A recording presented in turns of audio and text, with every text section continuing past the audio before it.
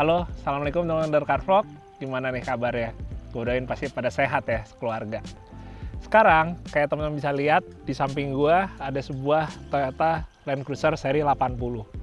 Ini sebenarnya cukup dadakan teman-teman untuk gue meminang Land Cruiser 80 yang mungkin di sini lebih dikenal dengan sebutan VX80. Jadi cerita sedikit, di bulan lalu itu gue baru aja kehilangan salah satu sahabat gue, almarhum Teguh Narotama, yang kita berada di satu komunitas yaitu tim kita. Jadi almarhum ini boleh dibilang salah satu teman off-road pertama gue. Dari zaman SMA kita mulai belajar off-road bareng, kita sama-sama suka dan susah bareng-bareng, dan sampai sekarang ini pun alhamdulillah nggak pernah terputus yang namanya silaturahmi atau berkomunikasi dengan almarhum. Dulu waktu pertama kali off-road itu, almarhum menggunakan Trooper, yang mana digunakan selama beberapa tahun.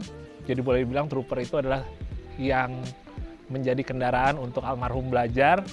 Dan gue sering banget untuk diajak almarhum juga buat kita off-road di sekitaran Jabodetabek ya. Dulu kita masih belum berani yang jauh-jauh, jadi istilahnya yang deket-deket rumah aja. Nah setelah itu almarhum di tahun 2007 mulai kuliah keluar, jadi Troopernya akhirnya dijual teman-teman.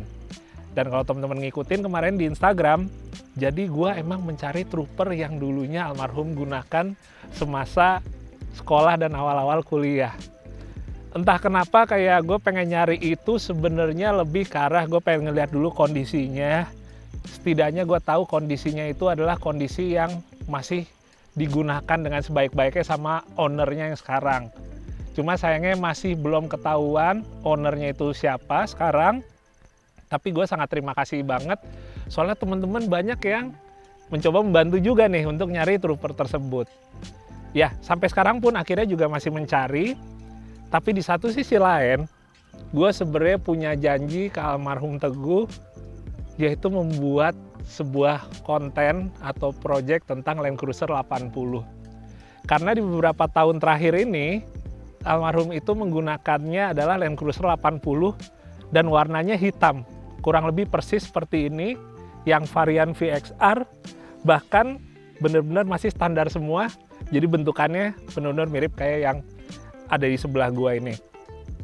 Jadi waktu itu sore-sore di kantor, tiba-tiba dia datang ngebawa VX80-nya, dan mungkin dengan ada sedikit bercanda dan bukan memaksakan, almarhum minta untuk gua bikin project tentang 80.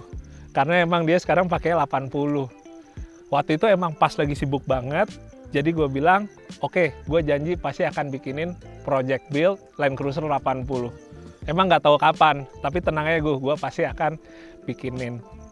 Nah terus akhirnya, karena juga masih banyak off-road yang lain yang mesti dijalanin, masih banyak project-project yang lain juga, ya akhirnya belum kejadian. Baru akhirnya sampai sekarang, dan gue baru teringat lagi, kayaknya gue pengen coba untuk memenuhin janji itu teman-teman. Akhirnya ya dalam kondisi yang boleh dibilang, sekarang masih juga ada project yang lain, seperti yang lagi berjalan sekarang, Ford Ranger dengan Suzuki Vitara. Akhirnya nggak apa-apa deh, gue ambil Land Cruiser 80 ini. Insya Allah worth it dan bisa bermanfaat juga dengan baik ya untuk teman-teman semua. Jadi Land Cruiser yang gue ambil ini, variannya itu yang VXR 80 teman-teman. Kalau yang VXR dibandingkan sama yang VX, itu paling membedakan di transmisinya, di mana dia menggunakan otomatis. Kalau yang VX itu menggunakan transmisi manual. Perbedaan yang lain lagi mungkin sekilas, kalau kayak di bagian depan tuh model lampunya. Terus kalau kita lihat ke bagian samping, dia desain velgnya kalau yang VXR seperti ini teman-teman. Yang lebih bermanfaat lagi buat gua, adanya perbedaan fitur kayak misalnya VXR ini pakai dual tank ya, atau tangkinya double. Jadi lumayan banget buat kita yang mungkin suka untuk bepergian jauh keluar kota, itu kita bisa isi solarnya jauh lebih banyak. Sementara bagian lain yang membedakan, kalau VXR itu untuk interiornya, joknya udah menggunakan bahan leather atau kulit. Sementara kalau untuk yang di VX, yang manual itu, dia joknya masih menggunakan fabric teman-teman. Dan sebenarnya masih ada juga beberapa perbedaan lain, tapi pada intinya yang VXR ini emang bisa dikatakan salah satu yang fiturnya paling lengkap dan paling mewah ya. Walaupun kalau di Indonesia sebenarnya ada lagi satu variannya yang lebih jarang lagi, yang di atasnya yaitu VX Limited. Dan sesuai namanya, itu emang jumlahnya lebih limited. Sekarang kalau ngomongin kondisinya teman-teman, sebenarnya emang gua ngambil VXR ini kondisinya boleh dibilang semi bahan. Kenapa gue juga nggak ngambil yang rapi? Karena dengan keadaan juga yang dadakan dan juga emang ini akan dibangun nantinya, jadi gue akan lebih milih pastinya kurang lebih yang nggak terlalu sempurna ya. Karena gue sendiri kalau misalnya ambil yang bener-bener full masih ori, masih bener-bener kasarannya mulus banget, buat gue nantinya pakai ini buat kebutuhan kayak off-road kayaknya agak sayang ya. Tapi itu emang balik lagi ke pilihan, tapi juga emang gue nyari yang budgetnya murah. Jadi gue ambil VXR ini tahun 96 dengan kondisi semi bahan ini, harganya ya kurang lebih bisa 100 atau 150 juta lebih murah dari pasaran yang ada sekarang teman-teman. Tapi sebenarnya mungkin kalau misalnya kita lihat sekilas emang nggak ada yang terlalu gimana banget, kayaknya oke-oke aja. Tapi yang pasti pertama ini catnya repaint teman-teman. Ini catnya repaint walaupun warna aslinya juga hitam. Terus dia untuk di beberapa bagian ini kayak misalnya karet-karetnya juga emang kondisinya apa ya? Ya boleh bilang udah agak semi-semi kering. Terus lanjut lagi ke samping, ini kayak lampu yang bagian sampingnya ini, dia masih modelnya yang kristal. Nanti beberapa bagian gue akan coba buat tetap segerin lagi, walaupun nggak bener-bener sampai ke level yang bener-bener orisinil banget teman-teman.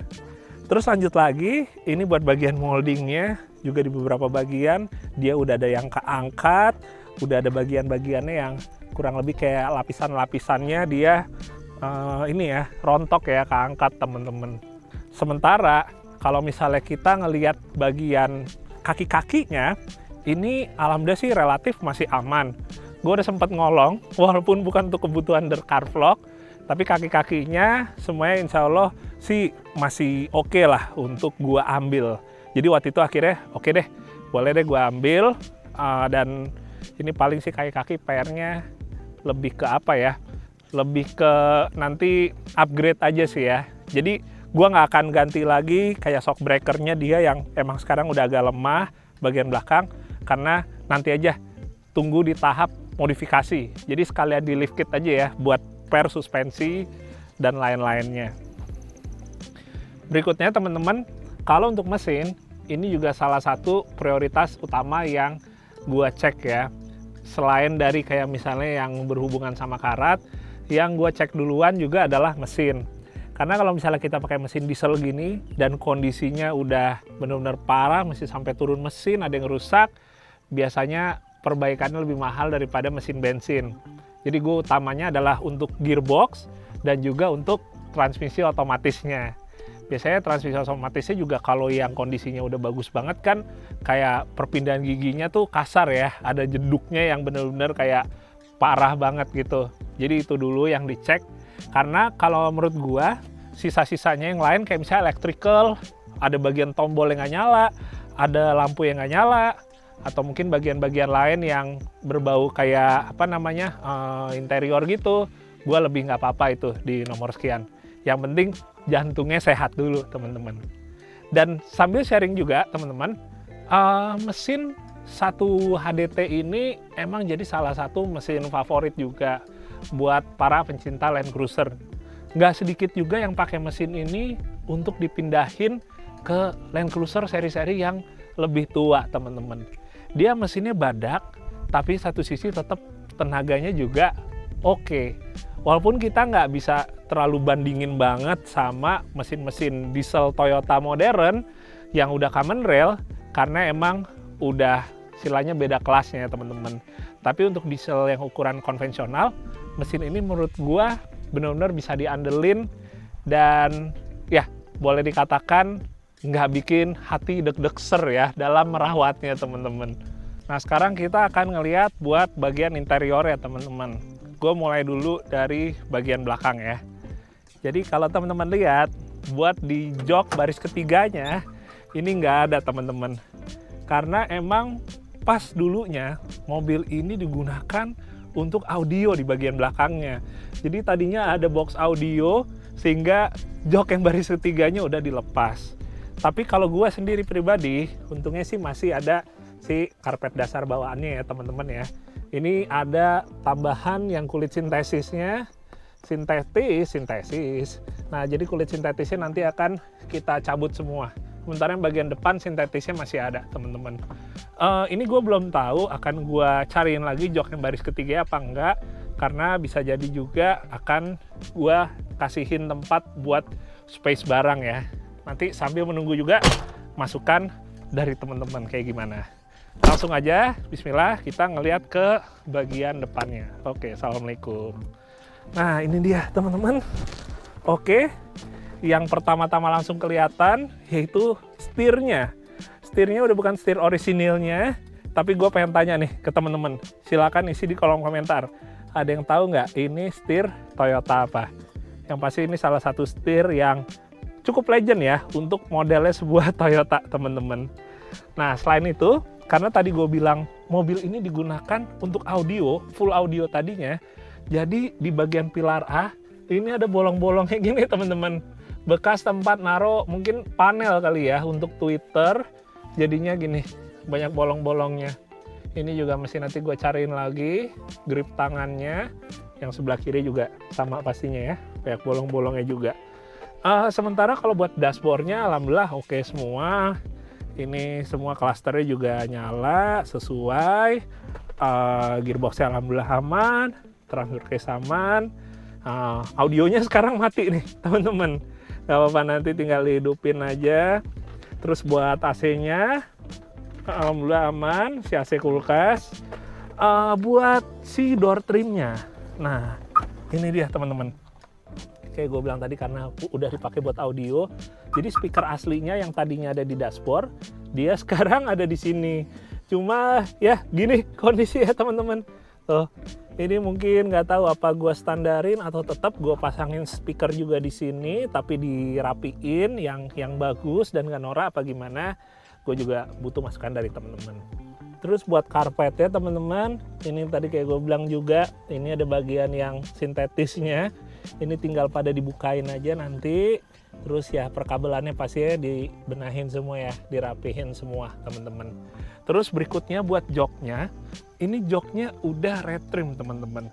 Ini juga jadi salah satu value kalau misalnya kita ambil seri 80 ini, jok aslinya apalagi yang kondisinya masih bagus, itu benar-benar jadi salah satu nilai ekstra ya teman-teman.